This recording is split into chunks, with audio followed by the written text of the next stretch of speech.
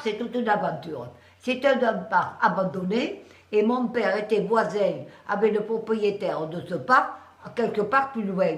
Alors un jour, mon père lui dit, « Oh, vous savez, Pontette, vous devriez me louer ou me prêter le beau parc que vous avez là-bas, Jeanne Blanc, parce que mes petits jeunes, ils n'ont pas de parc à eux, et je vous le louerai, ou tiens, je vous le paie, ce que vous voulez. » Hein, Osman, mon père s'appelle Osman. Ah, tu sais, Osman, si tu me donnes 70 000 francs, le parc est à toi, ou à ton gendre, ou en fait, je vous le vends. Alors tu penses, mon père, il est venu en courant me dire, Pontette veut vous vendre le parc. Alors ce parc, on avait chargé, mon mari et moi un petit salon et mon mari un plus grand. On chargeait tous les jours, moi mon petit salon, c'était pas un travail de femme, même que j'étais enceinte, avec une pelle à maths qu'on appelle, parce que c'est une pelle carrée, on chargeait, et quand le salon était plein de débris, il fallait accompagner au milieu de chenal, il fallait jeter le débris, remettre les salons en place pour le lendemain.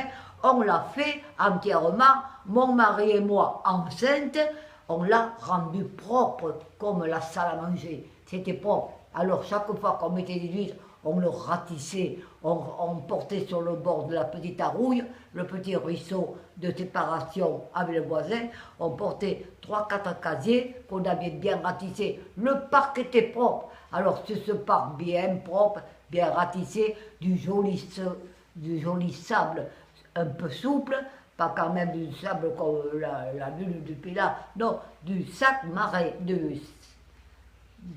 marin. Alors la marée monte dessus et t'as le tout comme ça.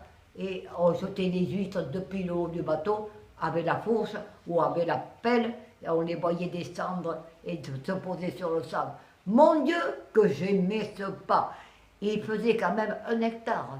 Et quand j'ai quitté le métier, vu mon âge, j'ai donné le parc à mon fils où il y avait 1 hectare d'huîtres vendables.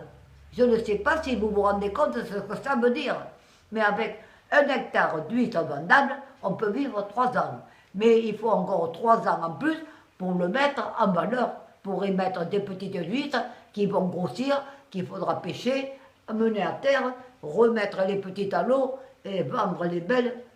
C'est une vie abrutissante. Et on ne peut pas manquer une seule marée, on ne peut pas manquer une seule matinée. On se levait à 4 heures pour aller aux premières marées, parce qu'aux premières marées, il n'y a jamais de vent.